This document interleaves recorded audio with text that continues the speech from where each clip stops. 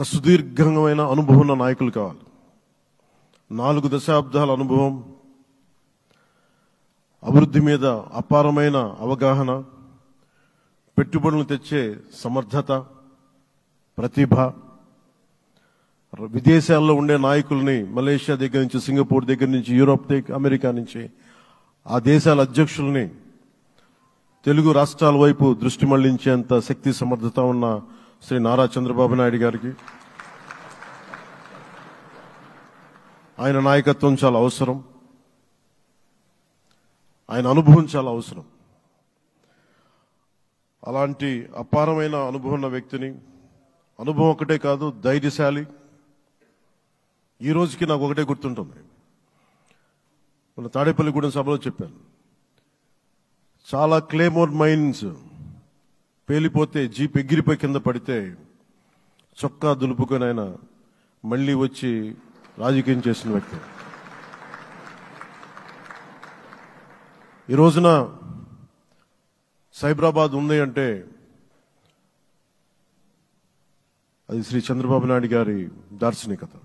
అలాంటి వ్యక్తి, ఆయన అనుభవం ఈ రోజున 2024 ఆంధ్రప్రదేశ్కి ఎన్డీఏ కూటమి తరపు నుంచి ముఖ్యమంత్రి అభ్యర్థిగా శ్రీ నారా చంద్రబాబు నాయుడు గారి పేరుని జనసేన పార్టీ పక్షాన నుంచి మేము బలపరుస్తున్నాం.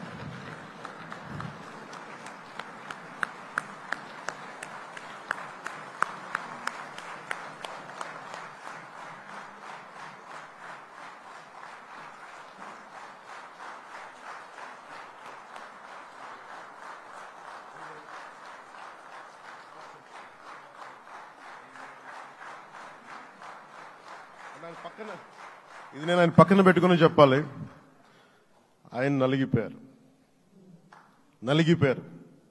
జైల్లో చూశాను ఆయన. పాపం భువనేశ్వర్ గారి బాధను చూశాను. నేను అనుకున్నాను, అమ్మ మీరు కన్నీళ్ళు పెట్టకండి, మంచి రోజులు వస్తాయని చెప్పిన మంచి రోజులు వచ్చినాయి.